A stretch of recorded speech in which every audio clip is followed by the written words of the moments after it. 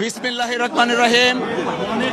গত 2 দশক বাংলাদেশের রাজনীতিতে যে মামলাটা সবচেয়ে বেশি প্রপাগান্ডার শিকার হয়েছিল সেই মামলাই হচ্ছে কুখ্যাত 21শে আগস্ট মামলা।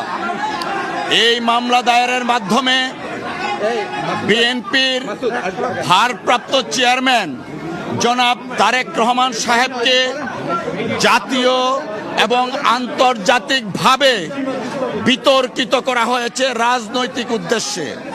আমরা শুরু থেকেই বলে আসছিলাম এই মামলা রাজনৈতিক হীন উদ্দেশ্যে মামলাটা দায়ের থেকে ট্রায়াল পর্যন্ত করেছে শেখ হাসিনা ওয়াজেদের ডিকটেটে। আমরা এও বলেছিলাম জনাব তারেক রহমান সাহেব কোনো অবস্থাতেই এই মামলায় কোনো সময়েই সংশ্লিষ্ট ছিলেন না, কিন্তু শেখ হাসিনা ওয়াজেদ তার রাজনৈতিক প্রতিদ্বন্দ্বীকে রাজনৈতিকভাবে ঘায়েল করতে না পেরে মামলার আশ্রয় নিয়ে জনাব তারেক রহমান সাহেবের ইমেজকে দেশে এবং আন্তর্জাতিক পরিমণ্ডলে প্রশ্নবিদ্ধ করার জন্য ট্রায়ালটা কন্টিনিউ করেন। আপনারা ইতিমধ্যে শুনেছেন যারা এই মামলায় দণ্ডপ্রাপ্ত ছিলেন এবং আপিল করেছেন এবং যারা আপিল করেননি সবাইকে এই মামলা থেকে খালাস দেয়া হয়েছে। আমরা মহান আল্লাহ তাআলার দরবারে শুকরিয়া আদায় করছি জনাব তারেক রহমান সাহেব আজকের এই রায়ের মাধ্যমে ন্যায় বিচার পেয়েছেন।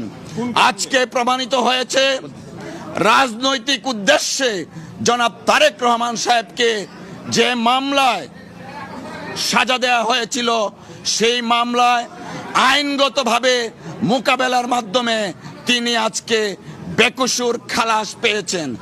আমরা আরেকটা কথা একটু বলতে চাই, তা হলো প্রথমেই বলেছি গত 2 দশক যাবৎ এই 21শে আগস্টের মামলাটা বাংলাদেশের রাজনীতিতে ডমিনেট করেছিল এবং সম্পূর্ণভাবে শেখ হাসিনা এবং আওয়ামী লীগের নেতাদের প্রপাগান্ডার শিকার হয়েছিলেন জনাব তারেক রহমান সাহেব।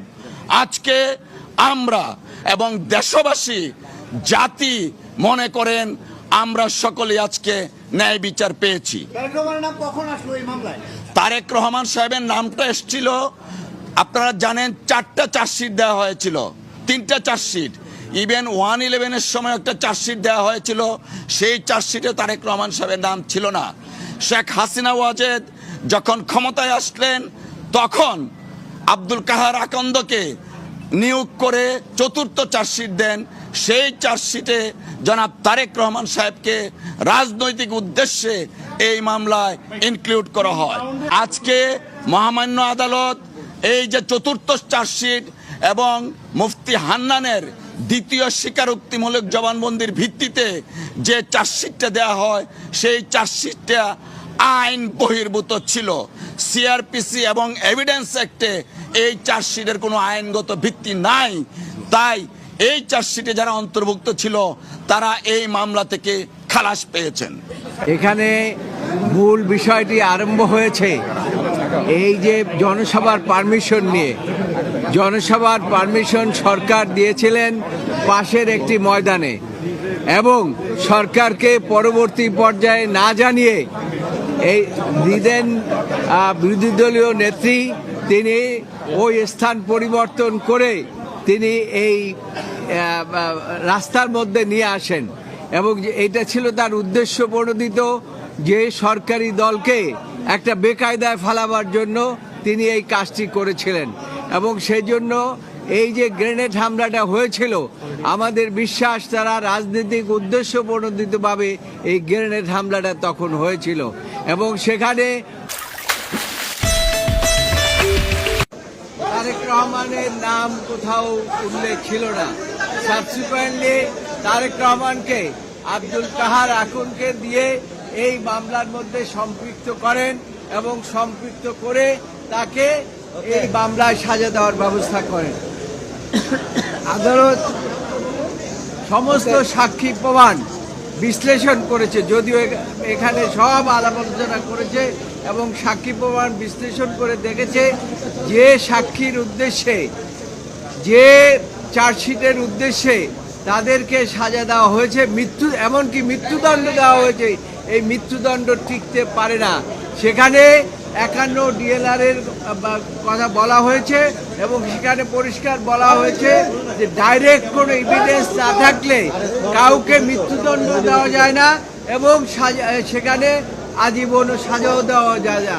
সেই সমস্ত দিক বিচার বিশ্লেষণ করে আদালত মনে করেছে যে এই মামলায় যারা আপিল করেছে এবং যারা আপিল করতে পারে নাই প্রত্যেককেই খালাস দেওয়া প্রয়োজন এবং সেই জন্যই আজকে এই মামলায় এই 21শে আগস্ট গ্রেনেড হামলা, যে মামলাটিকে সারা বছর আওয়ামী লীগ সরকার এটাকে ব্যবহার করেছে রাজনৈতিক উদ্দেশ্য প্রণোদিতভাবে। তারা চেয়েছিল যে তারেক রহমানকে এই মামলা দিয়ে চিরজীবন তাকে বাইরে রাখবেন, এমনকি তাকে মৃত্যুদণ্ড দিতে চেয়েছিলেন, কিন্তু আদালত এরকম কোনো এভিডেন্স পায় নাই যে তারেক রহমানকে মৃত্যুদণ্ড দেবেন। যাই হোক, শেষ পর্যন্ত আপনার বাবরকে এবং পিন্টুকে, আব্দুল সালাম পিন্টুকে মৃত্যুদণ্ড দিয়েছিলেন। আজকে এই জাজমেন্টের মাধ্যমে তাদের সেই মৃত্যুদণ্ড থাকলো না এবং যারা যাবজ্জীবন 19 জনের মৃত্যুদণ্ড এবং সকলকে আদালত মনে করেছে, আদালত বলেছে যে আমি এভিডেন্সগুলো সব পর্যালোচনা করেছি, আমি এখানে উল্লেখ করলাম না, কিন্তু এগুলো জাজমেন্টের মধ্যে আপনারা পাবেন এবং সমস্ত কিছু বিচার বিশ্লেষণ করে আজকে সকলকে বেকসুর খালাস দিয়েছে। ধন্যবাদ। আমি একটু আইনগত দিক আলোচনা করছি, যেটা মাননীয় হাইকোর্ট ডিভিশন যে আইনগত দিক আলোচনা করছে সে শুধু বলতে চাই। প্রথমত হলো যেটা আনপ্রেসিডেন্টেড একটা মামলায় 111-এর সময় মহিন আহমদ ফখরুদ্দিন আমাদের চার্জশিট দিয়েছে। পরবর্তীতে আওয়ামী লীগ ক্ষমতা আসার পর নতুন পিপি সাহেব দরখাস্ত দিয়েছে, তার পরিপ্রেক্ষিতে নতুন আইন নিয়োগ করেছে। কাকে নিয়োগ করেছে?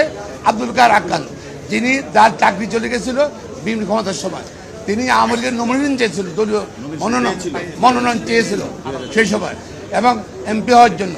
তাকে পরে চাকরি পূর্ণবল করে তাকে তদন্ত দায়িত্ব দিয়েছে।